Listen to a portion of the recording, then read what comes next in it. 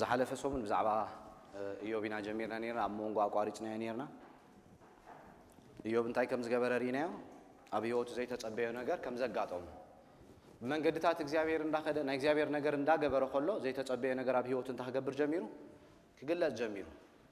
ስለዚህ ተው ማዕሩክት እንታይ ከም ዝገበሩ ሪና ነርና ከም ዝመጽኦ ሰለስቲዮም ክዛረቡ ሆሎ ግን ንዮብ የምዝቃውሞ ነይሮ እዚ ሁሉ አብ ህይወት ከሆይኑ ዘሎ ሓደጋ እንታይ ስለ ዝገበርካ ኢኻ ኃጢአት ስለ ዝገበርካ ኢኻ እግዚአብሔር ንኃጢአት ዝገበረ ሰብ ጥራይ እንታይ ዝገብር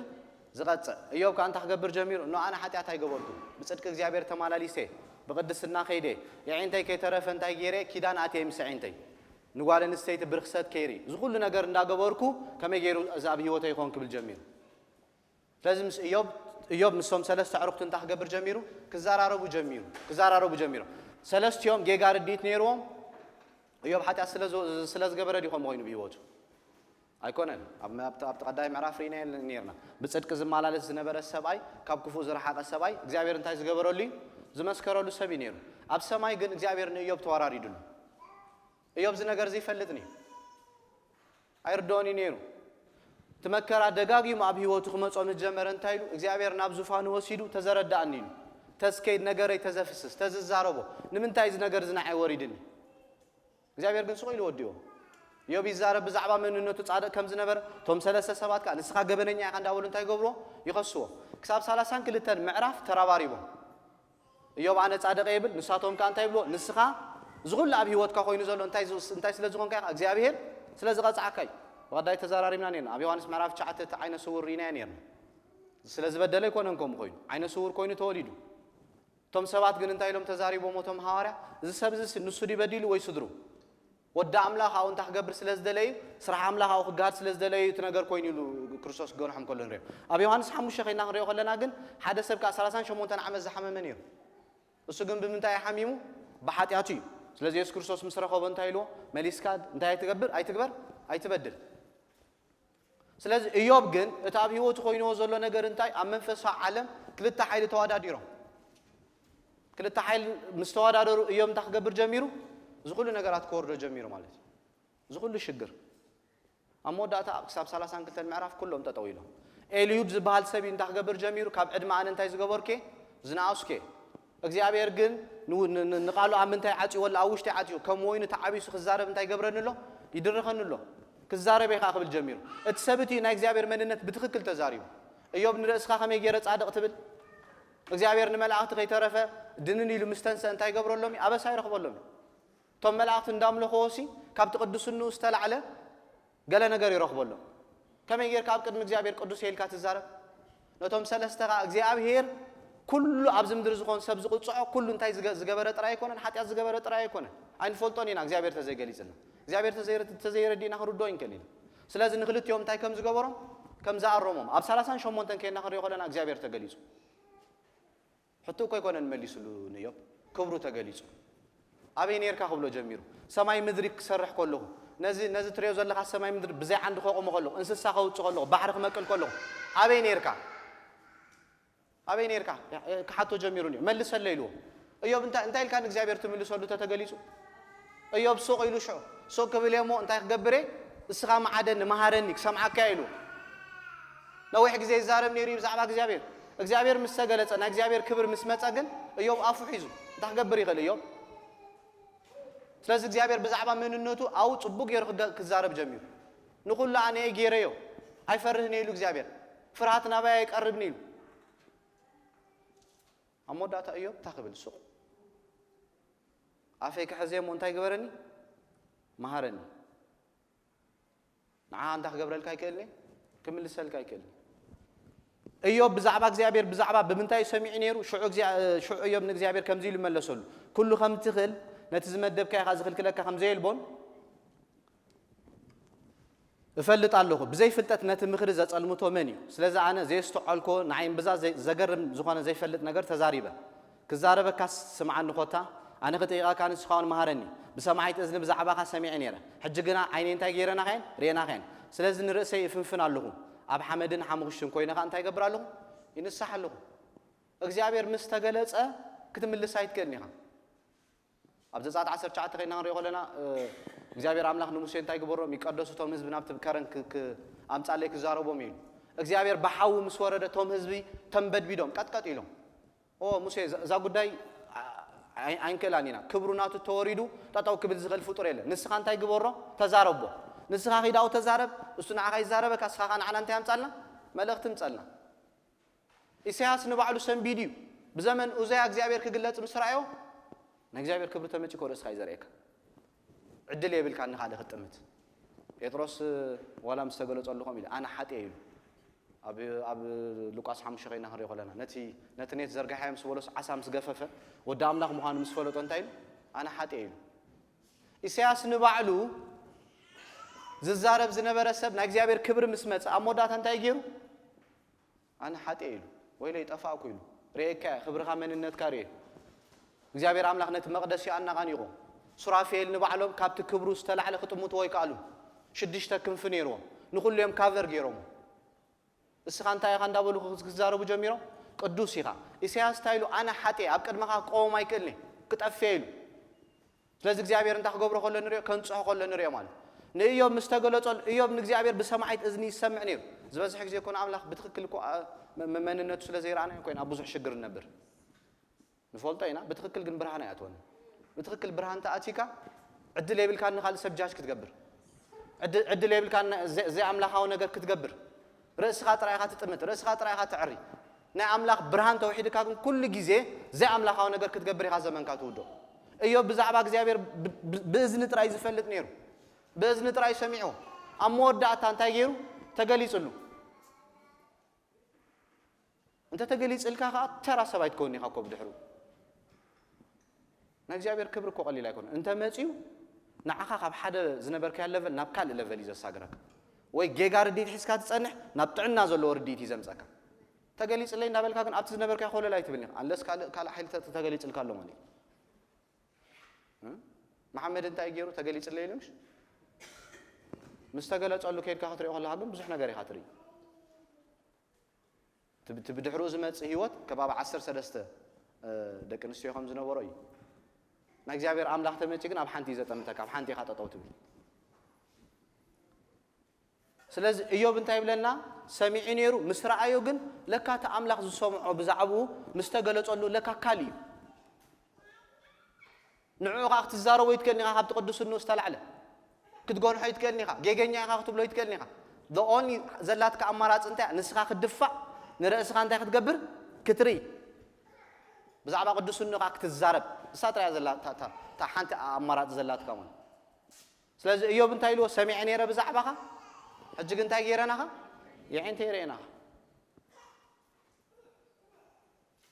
ناي ايوب حمام زبزح غزي زاربو لكباب شدش ورح وي حساب 9 ورح خيدبلو مالتي ابز كل غزي ግን አምላክ እንታይ ይገበሮን አይጸረፎ ሰበይቱ በእሽነ ደፊያቶ ነይራን ናአምላክ እንታይ ይገበሮ ክሳብ ማእሲኻ ኦም እንኳን ካትነብር ክሳብ ማእሲኻ ናአምላክ ጸኒዕካ ትጽበ እንታይ ይገበሮ ተዛረቦ ርጎሞ ሙት ጽቡቅ ይሩ ተኻሪዋ أب سماي تزاربهم زنبرت نغلط يوم حيل زيا نيوب كله تغيير كياسي ده قبركا كتصرفه كاي وقاومه كاي يعني رات ارست مولو بمولو تخاريوا تخاريون تغييروا الشيطان زدليا ነገር አማሐላሊፎ ኢዮብ ግን መስጠው አሊ አሻይ ኺልዋ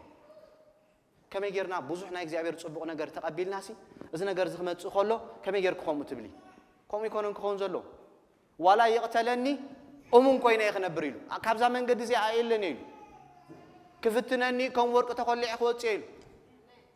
challenge مكرا إن أبناء زيابير مثل زب صحكا زيابير بستفعل عليه ورد ديب كب صحكا كحلفة كقول إخاكو نفع ما راح تخو نفع وتهدرنا كريستوس تخو سؤال كه هون دابل كاي كون እግዚአብሔር ኮስተካ ዝግቦ መንገድ ታታሉ ንዑ እንተ ሒስካዮ እግዚአብሔር እንታይ እንዳገበረካ መጽ ታግስትና ማሃረካ እንዳተለወጥካ እንዳተሐደስካ ትመጽ ማለት ስለዚህ እግዚአብሔር ኢዮብ ብዛዕባ ዝንታይሉ ክፍትነኒ ኸም ወርቂ እንታይ ኮይነ ኸወጽ ተኸልዕ ኸወጽ ወርቅ ንፈልጠይና ተኸዓይቱ ኸወጽ ኸሎ ብዙሕ ነገር ይዝሐልፍ ብዙሕ ሓዊ ዝኸይድ ኣሞዳታ ደሚቕ ወጽ ኢዮብ ከምኡ ኸውን ኢሉ ኣቦታ ይኮይነኻ ኦሙን ክኸውን ኢሉ هل حد يجيكو كال سبات متيوم بزعفة زخون أنا قرك زارو بخلوكو تسمبديها كابت زلقة أو من إنك توت تدليها قلنا أملاخ بين خايخ كون كاتنو تطوت بال أبقى لقى ليرا تنحنا سمعنا خالوت سوات يسمعوه نحنا هنا سمعنا نحنا هنا رينا نتزرع أنا بيننا هنا تطون بلولو بيننا هنا دون بال كاو خاز موت بزحاتهم كعلي خاز دلي قلنا سخان تاي كون كات نبر عليك كم تأملاخ زدليو كون كات تطوكت بلالك እግዚአብሔር ኮይና ኡምናት ኮይና ተጠቅን ብል ይዝደልን ስለዚህ በሰማይት እዝን ሰሚ አሞዳታ ምስራአዮ ህይወቱ ተለዊጣ ኣብዚ ሕጂ ዘመን እኮ ኢየሱስ ሪዮ ተገሊጽለይ ኢየሱስ ሪያ ማለት ና እግዚአብሔር ክብር ባኻ ወሪዱ ማለት መንፈስ አምላክ እኮ ብርቱዕ ተወሪዱ ባኻ ካል ይዝገብረክ ንሳውል እንታይ ዲዝብለና ልብ ለዊጥሉ ካልሰብካ ገይሩ انت ماشي اتقع قلتم ناتكا نا املاح زي خبر نغير زنقلو ياليو املاحاو نغير كا يتكللكا ماشيو نتيركا بسمعيتكا تحقسكا قال خيركا كم زنبركا اتيخا كم زنبركا ايتوصنيخا زمنفس نفس السغايلنا صبغ يرنا خنفلالي لنا نبته كريستيان زشغرا زولو እሺ نا እግዚአብሔር ክብር ተወሪዱ ካል ሰቢኻ ትሆን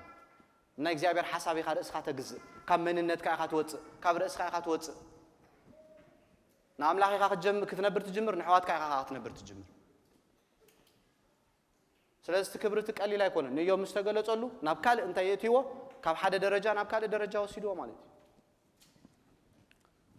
እግዚአብሔር ድማን ኢዮብ ካብ ተቀዳማይስ ነተ ዳሕራይ አብሊጹ እንታይ ከም ዝገበረሉ ከም ዝባረኹ ንሱ 14000 በጊዕ 6000 ገመል 1000 ጽምድ ብዕራይ 1000 ከዓ አንስተይታ አድግ እንታይ ከም ዝገበረሉ ካብቲ ዝነበረ እንታይ ከም ዝገበሮ ዕጽፊ አባጊዕ 7000 ነረን ናብ ክንደይ ቀይሮ እግዚአብሔር ናብ 14000 3000 ሓግማል ናብ 6000 ሓግማል 500 አብዑር ናብ ክንደይ ቀይሮ ናብ 1000 500 አዱግ ነረኖ እግዚአብሔር ከም በሐድሽ ክምለስ ኮሎ ዕጽፍ ገይሮ ሂቦ ሰብ ምስና እግዚአብሔር በረኸት ዝተሓዝ ኣብና እግዚአብሔር ሐሳብ ኮሉ ኮሎ ጥራዩ ገለገለ ሰባት ናይ ትንቢት ነገር ክሰምዑ ከለው ክነጥሩ ክጎይ ይኻትሪዮ ትንቢት ተመጪካ እግዚአብሔር ከም ዝኽትኮን ይኻተልካ ክትዕጣቕ ይኻማን ዘለካ በንጻሩ ይኻማን ህይወትካ ዝኸይት በንጻሩ ይዝኸይት ምክንያቱ ካብ እግዚአብሔር ናባኻ ቃል ክወጽ ከሎ ካላ ኃይልኻ እንታይ ይገብር እዩ ይትሲ ማለት እዩ ናይ እግዚአብሔር በረኸት ብመንገድ እግዚአብሔር ክንከይድ ኮለና ጥራይና ንረኽቦ ከይንታለል ጊዜኻ ኢኻ ትበልዕ ዘመንካ ይዝውዳእ أبنا إخبار منجد تليخا كم تخبار زدلي منجد تمالالس تليخا إخبار كاب نتزحسب لك لا تجبتك كاب عمت ناب عمت كاب زمن ناب زمن لا تحزك أي زغيد دليت كان نجبر كان إخبار حساب أي فتسامي كابنا إخبار منجد دوتي كان إخبار حساب أبي هوتك أي فتسامي ما تحف كل ساوي كونن إخبار كومي مهارنا سباتكم أمورنا خليه كلام لهجم كومي كونن زبلنا سب مستعزز زي مسنا إخبار بركة تيزجبر زتحاز زي السب عم بدرب دايز يقول إسرائيليان رينا يمينا من قد 10 حدا ما عاد خندي عمت وسيد لهم 4 عمت ناتهم مسحفت بايدو يصبغ يريز من هراكا تتنقيك عم بدرب دا زحالفو هيوت كتصنع خلها بزح غزي من حسابو نا እግዚአብሔር حساب صحيتهم بزح غزي كامنا እግዚአብሔር ልብ ወጽዮ بزح غزي من ያቦም ልብ ምንባብ ሲኖም አሞዳታ عم بدرب دا አንተ ገብሮም ጀሚሩ ከሁሉም ጀሚሩ انما يمكن اب عرفت ايتاتوني توم بلبهم انتي زغبور سبات حسابي صحتو لذي ايوب بنا እግዚአብሔር መንገድ ይخيد بنا እግዚአብሔር መንገድ ይخيد ኮሎ ተበረኸት ወሲኺ አማቴዎስ 6 ይዝብለና መጀመሪያ መንግስትን ጽድቅን ክንደልለና ና እግዚአብሔር መንገድ ተሒዝና ካልኽ መጽናይ አይንጽውዕኒ ናኩ አብዛ አይጭድርኒኻ ይምጻኒ ይልካ ይختለካይ ኣብ መጽሐፍ ቅዱስ ንእግዚአብሔር ዝተኣዘዝዎ ሰባት ልዕሊ ዓቐንዮም ሃብቲሞም ከይዶም ከማ مجمرة قلنا إخبار نجار يوم زجبر نير بعد دانيال إخبار أبزل على بوتا يبتحوه بعد داويت بعد سلومون مستعززوهم مجمرة بعد داويت بمولو لبوم يمنا أملاخ الصعبونيرو نا أملاخ بمولو لبخاخ تزوج خلها ما عطوا يخفت تخفت كبلك كبريمات تخال نبلو زلنا مسارحة يتبقى كان نسخة يكون كان تخده قوم يكون زمرنا على أملاخ اندحر على ما ونت كل الزمن كاتوديك كهدم يخبا اي ترقبونيا كي رخبكاو مسنا እግዚአብሔር حساب كي تتحاسكا زمن كخبلعي زمننا يبلع ማለት نا ايوب نريو لنا بنا እግዚአብሔር መንገድ ስለዚህ خደ نا እግዚአብሔር መንገዲ ብትክክል አጽኒዑ ስለዝሓዘ እግዚአብሔር ካብ ተቀዳማዩ ካልኣዩ አጸቢቁሉ ዋላብቲ መጽሐፍ ከይና ኸሪኦ ኸለና ብርባዕን ክልተን እኮ ኣብቲ ምድሪክ ተንሰለስተ ደቁ ካብ ኩለን ደቂ ኣንስትዮ እንታይ ዝነበራን ዝጸበቓ ኣዋልድ ከም ዝነበራ እዩ ዝነግረና ኣብ ሓድሽ ኪዳን ግን ልቢ ዝድለ ደጋዊ ይኮነን እንጂ ኣብ ጴጥሮስ ቀዳይ 3 እንታይ ነተን ደቂ ኣንስትዮ ናይ ውሽጢ ሰበን ክስልማ እዩ ዝነግረን እግዚአብሔር ውሽጣይ ጉዳይ ምስ ውሽጢ ስለዚ ናይ እግዚአብሔር ነገር እንታይ ክንእዘዞ ኸለና ምስ በረኸታይ ንገብር ንተሓሓዝ ማለት እዩ ናይ ግድን እዩ ተተኣዚዝናዮ ከም ጸልናዩ ኣብ ጊዜ ኣብ ሰዓቱ ኣብ ዘለየና ጊዜ ክበናዩ ናይ ኢዮብ ምእዛዝ ናብ ምንታይ ወሲድዎ ካብቲ ቀዳማዩ ናብ ካልእ ክብሪ ይስጊሮ ስለዚ ኣብ መንጎ መጽሓፍ ኢዮብን ሓድሽ ኪዳን ዘሎ ምትእስሳር እቶም ክልተ ኣብ መጽሓፍ ቅዱስ ናይ ብሓቂ ንጹሃት ክንሶም ዝተሰቀዩ ሰባት ኢዮብን መንን እዮም የሱስን እዮም ክልተ ሰባት ኢና ንረክብ ብዘይ መከራ እንታይ ዝገበሩ ዝተሳቀዩ ኢዮብ ወላ ሓንቲ ነገር ኣይኣበሰን ግን እንታይ ከም ዝገበረ ይነግረና መጽሓፍ ቅዱስ ከም ዝተሳቀየ ኢየሱስ ክርስቶስ እሞ ዝገደደ ወላ ሓንቲ ኣበሳ የብሉ ምንታና ግን እንታይ ከም ዝኾነ ይነግረና ከም ዝተሳቀየ ከም ዝተኸትከተ ከም ዝተገረፈ ብስምብራቱ እንታይ ከም ዝገበርና ከም ዝሓወና እቲ ፍልሊ ግና ኢዮብ ብዘይ ፍቃዱ ዝተሳቀየ ክኸውን ከሎ ኢየሱስ ካብ ብፍታው እዩ ተሳቀዩ ስቃይ ኢዮብ ንኣንበብቱ ብዛዕባ ህይወት ይምህር ናይ ኢየሱስ ስቃይ ግና ምንታ ሓጢአተኛታት ኮይኑ ምንቶም ንምቕጻዕ ንምድሓን እንታይ ከም ዝገበረ ከም ዝተኸፈለ ናይ ኢዮብ ኣብ ከበድቲ ነገራት ክንሓልፈሉ ዘይንክእል መንገዲ ክንከይድ ከለና መጽሓፍ ኢዮብ ከነጽንዖ ከለና ንዓና የጸናንዐና እዩ ብዙሕ ነገር ክንሓልፍ ከለና እግዚአብሔር እሙን ምዃኑ ነቲ ንኸዶ ዘለና መንገዲ እንታይ ከም ዝገብሮ ከም ዝርዮ ይርዮ ይኮ ሓደ ግዜ ከም ዘይርዮ እዩ ዘርኤካ ናይ ጸልማት ሓይሊ ነገር ካብ ፋይልካ ዝደርበየ እዩ ዝመስል ግን ኣይኮነን ኣብ መዓልትኻ ኣይኮነን ዘኽብረካ ኣብ ሰዓቱ ኣብ መደቡ ኣብ ጊዜኡ እሱ ዝደለየ ጊዜ ድሌቱ ዝገብር ማለት ስለ ኢየሱስ ክርስቶስ ግን እንታይ ኮይኑ ምንታና እዩ ተሰቂዩ ሞይቱ ማለት እዩ ምንታ ሓጢአትና እዝራ ኸይና ክንሪኦ ከለና ካብ ምዕራፍ 1 ክሳብ ምዕራፍ 6 ብዛዕባ እዝራ ኣይኮነን ዝዛረብ ብዛዕባ ዞርባቤል ይዛረብ ብቐዳይ ተዘራሪብናሉ ነርና ብ539 ቂሮስ ንእስራኤላውያን እንታይ ከም ዝበሎም ናብ ዓድኹም ተመለሱ ኢልዎም ነይሩ እቶም ህዝቢ ነቲ ቤተ መቕደስ ከይሰርሑ ንኸባቢ 18 ዓመት እንታይ ከም ዝገበሮም ጠጠው ከም ዘበሎም ብ520 ሃጌን ዘካርያስን መጽኦም ነቲ ህዝቢ እንታይ ከም ዝገበርዎ ከም ዝተዛረብዎ እቲ ህዝቢ ከም ዝተንሰ ናይ እግዚአብሔር መቕደስ ድሕሪ ክንደይ ዓመት ተሰሪሑ ድሕሪ 4 ዓመት ምስ ወድእዎ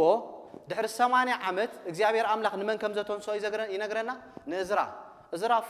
ፍጡን ዓይ ጸሓፊ ነይሩ ስክራይፕ ነይሩ ኢድ እግዚአብሔር ምስ መን ከም ዝነበረት ይነግረና ምስ እዝራ ካብ ባቢሎን ተበጊሱ መን ንጉስ ነይሩ አርትዘክሲስ ነይሩ አርትዘክሲስ ኮሎ እዝራ እንታይ ሓሳብ ኣምጪ ናብ ዓዱ ክምለስ ከም ዘሎ ምስ ተዛረቦ እቲ ንጉስ ካ እንታይ ከም ዝገበረሉ ከም ዝፈቀደሉ እዝራ ክምለስ ኮሎ ኣብ ሓደ ቦታ ጾም ኣውጁ እግዚአብሔር ኣምላኽ እንታይ ክገብሮም ክመርሖም አርትዘክሲስ ተሲኡ ዞርባቤል ዝገደፎ ናይ ቤተ መቕደስ ንብረት ነይሩ ንብሙሉ ኣረኪቡ እንታይ ገይርዎ ሂቦ እዝራ ሓደ ነገር ተዛሪቡ እግዚአብሔር ኣምላኽ ነቶም ዝእዘዝዎ ንጽቡቕ ስልጣኑን ኩሩኡን ከዓ ነቶም ዘይእዘዝዎ ምዃኑ ነቲ ንጉስ ነጊረየ ነይረ ኢሉ ከምኡ ኢለ ክንሰይሲ ንአርትዘክሲስ ከይደ ወተሃደራት ሃበኒ ክብሎስ ይሕፊርኒ ኢሉ እንታይ ዓይነት እምነት እዩ ነይሩ ሰባይ እቲ መንገዲ 1400 ኪሎ ሜትር እዩ ነይሩ ሞ ክንደይ ከተርቲ ክረኽቡካ ዝኽእሉ መንገዲ እዩ ስለዚ እንታይ ኢልዎ እዝራ ወተሃደራት ኣይንደልን ኢና እግዚአብሔር ዋልታና እዩ እግዚአብሔር ሓላዊና እዩ እግዚአብሔር ከውሕና እዩ ትነቦታትና ኣብ ምድረ በዳ ዝተገለጸሎም ካብ ግብጽ ዘናገፎም ሕጂ እውን ኣብ ዝፋኑ ኣሎ ንሱ እንታይ ክገብረና እዩ ክመርሓና እዩ ኣይንደልን ኢና ወተሃደራት ኢሉ 1400 ኪሎ ሜትር ሕሰቦ እዝራ ኸይና ክንሪኦ ከለና ካብ ምዕራፍ 1 ክሳብ ምዕራፍ 6 ናይ ዞርባቤል ይዛረብ ካብ ምዕራፍ 6 ክሳብ ምዕራፍ 7 ናይ ሱሳ ክሳብ 70 ዓመት ጋፕ ኣሎ ስለዚ ክመፁ ከለዉ ክንደይ ሰባት ሒዙ ተመሊሱ እዝራ 1700 ኣወዳት ካብ 5000 ክሳብ 10000 ከዓ ቆልዑትን ደቂ ኣንስትዮ እቲ መንገዲ ብጣዕሚ ነዊሕ ክትሪኦ ከለኻ ንሪኦ ኣለና ኣብ ማፕ ከይና ክንሪኦ ከለና ካብ ሱሳን ተበጊሱ ናብ እስራኤል ክመጽ እዩ ከባቢ 1440 ኪሎ ሜትር እዩ ነዚ 1440 ኪሎ ሜትር ብዘይ ወተሃደር ክትጓዓዞ ረእይዎ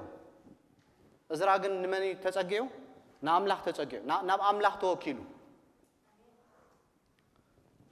ስለዚ ዞርባቤል መጀመርያ ሒዞም ከም ዝመፀ ርኢና ነርና ናይ 80 ዓመት ጋፕ ኣሎ ብድሕሩ እዝራ መጪ ከማም ክነ ኪሎ ሜትር ከም ዝተጓዓዘ 1440 እዝራ ምስ መፀ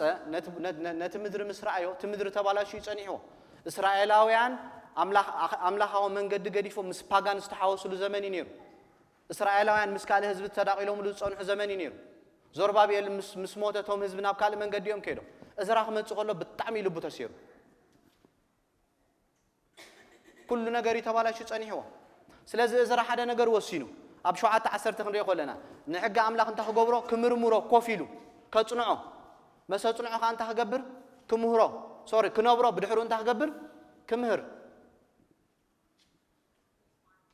ስለዚ እዝራ መጀመርያ ዝገበራ ቀዳምነት እንታይ እያ ነይራ ንቃል ኣምላኽ ርእሱ ሂቡ ንቃል ኣምላኽ እንታይ ከም ዝገበረ ርእሱ ከም ዘግዘአ ኣንቢቡ ጽኒዕት ነው ኣሞዳነት ነቲ ቃል ኣምላኽ እንታ ክገብሮ ጀሚሩ ክነብሮ ጀሚሩ ሽዑ ክምህር ጀሚሩ ክምህር ከሎ ትፈልጡ ዲኹም ምስ ካልእ ዓለም ዝተሓዋወሱ ህዝቢ ዝተባላሸው ህዝብስ መጪ ክዛረቦም ከሎሲ ክንስሑ ጀሚሮም ምስ ረኣዮምቶም ህዝቢ ምስ ዓለም ተሓዋዊሶም ክምዕዶም ምጀመረሲ ናብ ገዝኡ መጽዮም ሓሙሽቲ ተለኺዩ ክጸውም ክጽሊ ጀሚሩ እንዳበኸየ ከሎ ስለ እስራኤል እንዳተነስሑ ከሎ ቶም ህዝቢ እግሩ መጽዮም ዘይተጽንዕ ዘይትነብር ተኾንካ ሰባይ ክትለካል ይክእል ሆኦ ጥራይ ካተብሎ ሓይሊ የብልካን ተጽዕኖ ከተምጻ ይትከልኒ ኩሉ ህዝብ እንታ ክገብር ጀሚሩ ኣንስቱ ክሰጉግ ጀሚሩ ራይወት ምስክንደይ ነገር ተጫማሊኡ ተታሒዙ ዝነበረ ህዝቢ ኣሞዳታ እንታይ ክብሎ ጀሚሮም ንእዝራ ተስፋሉ ሕጂ ናባኻ መጺና ኣለና ዝበልካና ክንገብር ክንሰምዕ መጺና ኣለና ምርሓና ጥራይ ስኻ ከም መራሒ ክንዘዘካ መጺና ኣለና ኩሎም ሰባት ኣንስቶም ገዲፎም ናብ ናይ እግዚአብሔር ሓሳብ ክመጹ ጀሚሮም ኩሉ ነገር ክጸር ጀሚሩ ኣብ ነህምያ ኸይና ክንሪኦ ከለና ምዕራፍ 8 ድሕሪ 13 ዓመት ነህምያ ይርክቦ ንእዝራ ነቲ ህዝቢ ቃል ኣምላኽ ክነግርዎ ከለው ሙሉ መዓልቲ ክሰምዑ ኢሉ ሳብ ፍርቂ መዓልቲ ብለና ኩሎም ከዓ ይበኺዩ ነይሮም ናይ እዝራ ህይወት ነቲ ሰብ ክትንክፎ ጀሚሩ ምክንያቱ ነቲ መንፈሳዊ ዓለም ብደረጃታት ነቢርዎ እዩ የጽንዕ ቃል ኣምላኽ ይነብር ይምህር ምስ ነህምያ ተሰማሚዑ ዝዓይ ነይሩ ድሕሪ 13 ዓመት ከዓ መን ከም ዝመጸ ይነግረና ነህምያ በይ ከም ዝነበረ ይነግረና ቃል ኣምላኽ ደሰማ ኣብ ሓደ ቦታ ከም ዝነበሩ እዮም ዝነግሩና ኣብ ሱሳን ዝበሃል ቦታ ድሕሪ 13 ዓመት ንእዝራ መን ከም ዘርከቦ ነህምያ ከም ዘርከቦ ደሰም ንጉሲ ነይሩ ኣርተዘክሲስ ነይሩ ስለዚ ነህምያ ሓደ ነገር ሰሚዑ ኣብቲ ቦታ እንዳነበረ ከሎ ሓው መጽዮ ሃናኒ ዝበሃል መካበብያ ኢየሩሳሌም እንታይ ኮይኑሎ ፈሪሱሎ እቲ ህዝቢ ኩሉ ኣብ መከራ ዝነብር ዘሎ እግዚአብሔር ተኣልዩ ካብቲ ቦታ ኣብቲ ናይ ዘመን ናይ ነገስታት ዘመን ከድካ ክትሪኦ ከለካ መካበብያ ተኣልዩ ማለት ሓንቲ ሃገር ኣብ ውርደት እያ ትነብር ኣብ መከራ እያ ትነብር ነህምያ ነዚ ምስ ሰምዐ ናይ ጸሎት ሰብ ነይሩ ተንበርኪኹ ብዙሕ ግዜ ክጸውም ክጽሊ ጀሚሩ ኣብ ዓለም ተጽዕኖም ጽዮም ዝኸዱ ናይ እግዚአብሔር ነገር ቀዳምነት ዝሃቡ ሰባት እዮም ንእግዚአብሔር ቀዳምነት ተዘይብካ ተጽዕኖ ይተምጽን ኢኻ ዳሓርካ ነህምያ እንታይ ገይሩ ብለና ብሌም ክገብር ንኻልእ ሰባይ ትሪኦን ኢኻ ተንበርኪኹ እንታ ክገብር ጀሚሩ ክጽሊ ጀሚሩ ንመራሕትና ብሌም ኣይንግበር ንኻልእ ሰብ ብሌም ኣይንግበር ተንበርኪኽና ንጹም ንጸሊ እግዚአብሔር ኢድካ ትዘርጋሕና ምድርና ንበሉ ሓደ ሰብ ይኾም ገይሩ ተንበርኪኹ ክጸውም ክጽሊ ጀሚሩ ክጸውም ክጽሊ ከሎ ጾም ምስ ኣወጀ ግን ነቶም ናይ ይሁዳ መራሕቲ ኣይኮነን ዝወቕሶም ነይሩ ወይ ንስድሩ ይኮነን ዝወቅስ ነይሩ ኣነን ቤተይን ስድራ ቤተይን ኣቦታተይን እንታይ ገይሮም ኸም በዲሎም ኸም ርሒቕና ኢና ካባኻ እዚ ኩሉ ኣብ ህይወትና መጺ ዘሎ ኣብ ምዕራፍ 9 ኸይና ክንሪኦ ከለና ዝገደፍካና ዝጠንጠንካና ኣብ ምድረ በዳ ማና እንዳሃብካ ምሂርካዮም ኣብሊዕካዮም መጊብካዮም ብሉጽ መንፈስ ሂብካዮም ኣብ ሞዳታ ገዲፎም እዚ ኩሉ ወሪድና ዘሎ ንዓኻ ስለ ዝገደፍና ኢና ኩላትና ኢና በዲልና ካይልዎ ኩሉ ሰብ ይበዲልዎ ስለዚ እንታይ ክገብር ጀሚሩ ክጸውም ክጽሊ ጀሚሩ በይኑ ብድሕሩ ናብቲ ንጉስ ምስኣቶ ዘገርም ነገር ኮይኑ ኣርተዘክሲስ ንነህምያ ከም ዝርኢ ወይ ፈልጥኒ እግዚአብሔር ምሕረት ይግበረልና أمدرناكو وحاتنا تبتشينهم كبهالو تحريرهم كبهالوكو مسنا إجابير هي وتستات حاسس لزي بلناكو دنقات يبلنا يبلناكو تنبركيناكو خنبع حيل يبلنا كومن غيرنا هنا مس إجابير زوعل سبيو نا إجابير دنقات أزاتو سلات زغانا نجار كانت يجبر جمر كبك جمر لمن نايناكو تاريخهم أمدرناكو بزح نجار يزغون زلوا هاتنا من سياتناكو أكل بوتا زطافو زلوا هاتنا أكل بوتا إنكو زعمة زلوا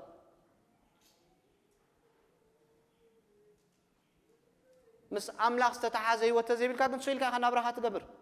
سلا هجر كانوا بعلى أما كلنا عهون كخد سليت كلنا قال نجاري هات حسب مس إجابير جزية توصل كل خاجن دنقاتو حسابه كافل كاي جمر نجابير مس ما تأخيط راي حسابه زرد داكا بروحكم كاي تريني خان أملاك أتي خان داوت أخا نجابير حساب كتقبل عيد كلنا نجابير حساب سب زقبل وكل انتو خدر بقولنا ناوي سلازم نهميا هم عينا تصور كأتول لجميع إجابير نبتو نقص مسكرة هذا نجار حاجته قصكا كم زريو عيفلتني له أرتزكسيس أرتشحته ريك عيفلتني خمسة أنت يزقوهي ناوش يزمسل مسبرت يزمسل هو تسير لهم قوهي تخكل الله حزبنا أبو وردت يزلهم نهمي أكو أبصبوا وتاينيرو نا أرتزكسيس ويني تعيم كختم محلالف مالت أرتزكسيس كباب 220 هجرات زم حدر زنبرة سبي سبات مريزهم كي قتلوا نهمي أي تعيموا زم محلالف ولونيرو مرزت اللي واس خات موت مالتي أكو مسرح يسرحني أبتنا قستات زق موت له بوتا أو يزنبر نيرو السبز تصبوا ده نيرو تصبوا نيرو أبكال سدات كوين قلنا نهاجروا كنات كانيو سلا هاجروا خنبع جميل سلا هاجروا خصوم جميل أبناء صلوت مسوين أبناء مصحف قدس أبناء قال أملاك مسنا جزية تزيبلنا كنا بعين كنين درا كون كي هاتنا ويت تحريدهم ويت أفيهم بقى ريتو تراي خاتب دنقات أزبها لي بالكان أبناء زيابير حساب كتمت شغل هاجن سلا مرحت خاخت نبع تجمر سلا حوات خاخت نبع تجمر زيابير نتامدرك بالجوات بكي ناي مدرنا نجر سبسلت أنا مرحت علامات يكونون حزام وزلوا أبي الإجابير إجابير أبتنا قاعد أتوزع بلو يزدلي يتنحلنا زي مكساس بتكريستيانا ناب عرفت خطوم صوت نزي وندد نيشن نزي تساقي زول هزبي كندي مسبرت زول هزبي ولا كال سباتكم مدرنا خيدهم تعريلناكو أبز من قدي بمولو زعما زول سبقلكو بناي كونسلين عرني هنا قولكو أي تعرينا نت مسبرت نايوشت مسبرتي إجابير تراي بمنفسو غير خفوس زغل إجابير كا بانا غير خفوس زغل نحنا بوتانا خنكون كلنا كندل كلنا إجابير بانا زعي نحنا بوتانا تطعيم النحج نايكالو كي قدشنا نيزولو أوكي نعمل زي فلت سبكم تجبرت أجمع يبولو رديت يبولو سلازم نهمي عن نزنا جرز من السماء أنت كم زجبرة كتصوم كتصلي جميرو مالتي نتنقص مسحاته نقص حدا نجر ملي سلو كندا جزء وستل كيلو ناب عمل السماء أنت جبر كيلو الله ما عاد تقاريش نجيرو نتنقص بمولو نجر أنت جيرو يبو تعينو نمن كم صاروا نهمية مسكدة أتيو نتجزي أبي راب لبوزق المطار إنه ولا حد يتزاربه أدق جيرو مولو لا يتقول الحديرو سبكو سدس خونك راي تزيبولي راي تزيبل كابيت عمله نمتى تقول الله أنا نمتى تقول الله زيت فلت خانك كتلو وتعيد كنيا كمان بنصاري خاتكون ما تعرف كل شيء يقول لنا راي زيبولو سب نتاي نبدل ليه تزغي نهمية قلنا تراي حزوة متي كاب سدت شحن قال ملا شحن 400 كيلومتر تقو عايزي متي بدعرو بليت انت قبر جميرو كل الحديرو نتنقع زبل نجارات كريو جميرو እግዚአብሔር كريو جميرو عينو خفتلو جميرو نجيروكم كاب بليم كاب نحنا مكساس نوصا أبيت أملاخ زلوا نقع نرأيو عين الزارب نحدا سب قوتيت كسرح يتبلوني خا فقر أملاخ سلزي بالنايكو فقر أملاخ تليكاكو نعسرحكو قبلك اللي كان يسب اللي كان ምክንያቱ ንዑ ንሕጉ ከንሕጉሶ ንፅዕት ኣለና እዩ ዝብል ንዑ ከተሐጉስ ኢኻ ትጎይ ነቓዕ ርኢናሲ ክስቶ ዘይገበራ ይንበል ኣብ ገዛና ከምኡ ዲና ንነብር ኣይኮናን እኮ ኣብ ገዛ ሓደ ስድራ ቤት እንዳነበረሲ ተሓደ ነታ ጎደሎ ይምልእ ይዛረብ ይነጋገሩ ድዮም በቦቶም ሒዞም እዮም ዝሰርሑ ብርሑቕ ነገራት ኣይንግበር ንረኣዮ ቤት ኣምላኽ ነቓዕ መፂና ንሳተፍ ብደገ ኾንካ ጃጅ ክትገብር ጥዑም እዩ ቀሊል ኢኻ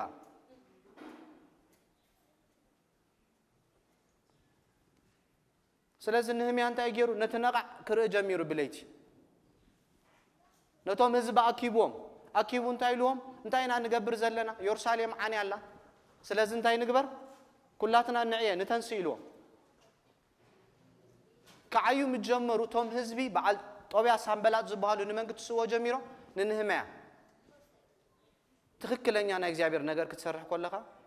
ጸላይ ነገር ከውቱ ናይ ግድን ቅቡል ጌርና ክንወስዶ ኣለና ኣገድፈካኒ ናይ እግዚአብሔር ነገር ክስራሕ ክጎይ አይደለን ኣብቲ ዕዮቱ ዘለና ጸኒዕና ጠጠው ክንብል ኣለና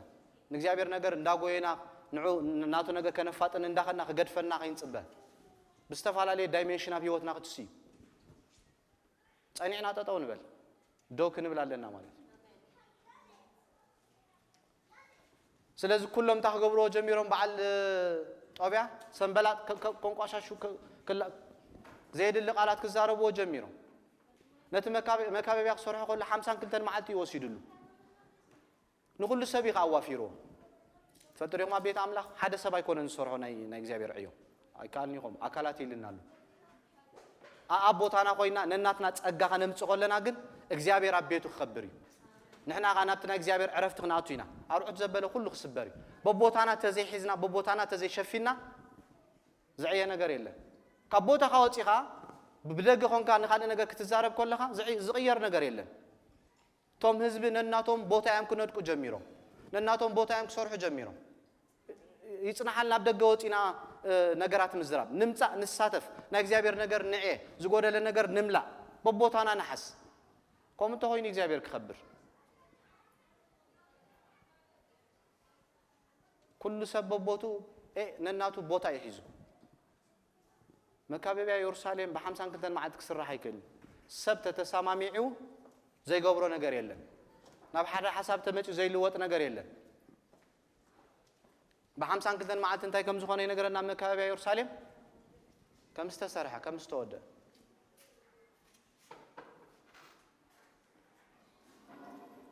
ነህምያ ከመይ ዝተባረኸ ሰብ ነይሩ ነቲ ናይ ዕዮ ዋላ ዝግብኦ ከሎስ ኣይወስድን ክብል ጀሚሩ ነቶም ድኻታት ከይኽብደሎም ጸልይዎ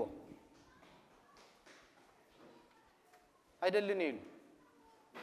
ኣይኽብድኒ ነይሩ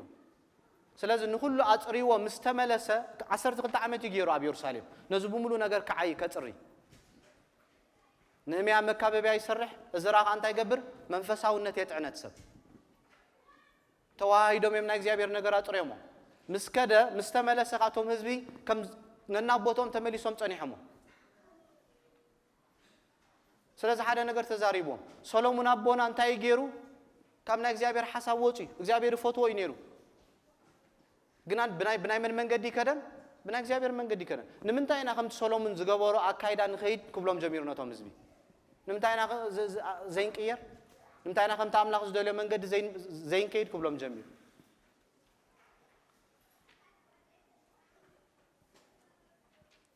يعريوا خيدوسي مسكدا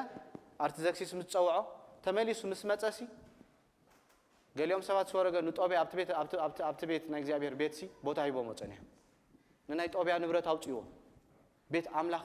ነቶም ህዝብ ክነጽዮም ጀሚሩ ክቁጥቁጦም ጀሚሩ ንምንታይኹም ከኹም ትገብሩ ደቁኹም ንባዕሉ በኻሉ ቋንቋ ይዛረቡሎ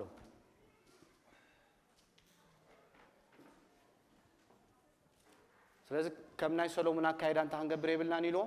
ክንከይድ ይብልናን ፍቱ ይነሩ ካብና እግዚአብሔር መንገድ ግን ወጪት ሰባይ እግዚአብሔር ፈቲ ወኔሪ ኢደሌኔሪ ቁጥቀሞል ደድኔሪ መንገድታቱ ግን መሪጹ ብጽቦካ ይወደ ንምንታይ ሱዝ ደጎሞን ነገም ይሎ ማሞዳታ ኣብተ ምዕራፍ ክዛረብኮ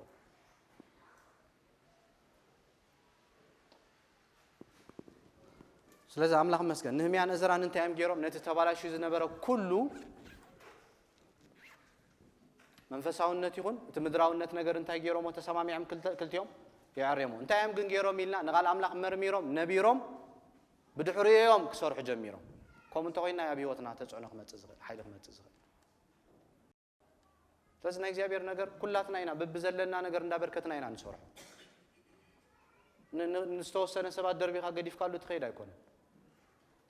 ነናትና ነገር ናብ ነፍስ ወከፍና ጸጋ ኣሎ እግዚአብሔር ዘቐመጦ ሓደ ሰብ ተወጪ ኣካላት እዩ ገለ ነገር ክጎድል ይብት ቤት ብዙሕ ነገር ክባላሽ ወይ መንገድና ንፍለጥ ኩላትና ዘዘለና ነገር ሒዝና ንምጻእ ነናትና ሒዝና ክንመጽእ ኮለና ነገራት ክገብር ክጅምር ክዕራ ክጅምር ማለት